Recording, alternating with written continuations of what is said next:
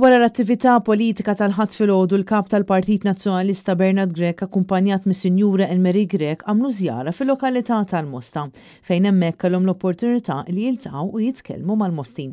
Kienu bosta dawk li tkellmu ma' Bernard Grech dwar dak li għaddew minnu fl-aħħar xhur brabta mal-proġett tal-Pjazza tal-Mosta, proġett li għadu ma tlestix kompletament u li minħabba fih għadhom qed ibatu r-residenti kif ukoll bosta sidin ta' ħwienet.